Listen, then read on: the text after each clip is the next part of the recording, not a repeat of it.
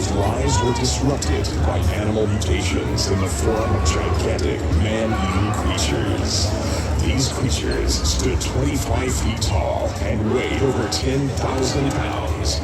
They had evidently evolved from the Jurassic Age and laid dormant for millions of years and were somehow revived. Researchers theorized that this rebirth was triggered by early testing of atomic bombs and radioactive fallout. This was a peace-loving community, so weapons allowed on the island were no match against the gigantic carnivorous creatures. With no time to spare, the island leaders quickly commissioned their scientists and engineers to come up with a solution to eliminate these deadly man-eaters. This was to be no easy task, considering the limited resources available on the island. At one time, a sunken Navy transport ship was discovered offshore in shallow waters. In the hull, numerous old military vehicles were found. This discovery would prove to be just what was needed. Plans were drawn, and the construction began. Realizing that they needed something that possessed superior strength, the engineers began the task of constructing two power monsters. The metal marvels began to take shape, and after long hours and hard work, Megasarus and Transaurus were born. These mechanical beasts stood over 3 stories tall and weighed 50,000 pounds.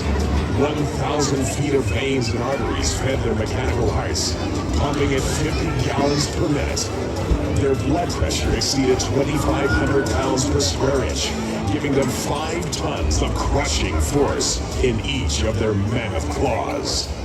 They could lift 30,000 pounds to their gigantic mouths, their massive jaws attaining 15,000 pounds of biting force. To ensure total destruction, each power monster was equipped with 200,000 BTUs of burning power. Once tested, they were then sent out to search for and destroy the ugly mutations before any further islanders were killed. Having been built on tank chassis, they were not only power monsters, but also all-terrain vehicles, giving them the ability to go anywhere. They had no problem going deep into the brush and finding their prey. Once their enemy was discovered, they would transform and then attack, destroying the menacing mutations. It wasn't long until the creatures were all destroyed, and the Power Monster's work was done. Many years later, a passing freighter anchored nearby the island, and its crew and captain went ashore. The captain discovered the rusting Power Monsters in the woods. He was so intrigued by these machines that he traded for them and brought them back to the United States. After months of careful restoration, he put them on tour so that everyone could see these gigantic mechanical marvels. To demonstrate their awesome power without endangering anyone, he decided to have them eat and destroy junk cars. So now, ladies and gentlemen, boys and girls, brace yourself for Megasarus.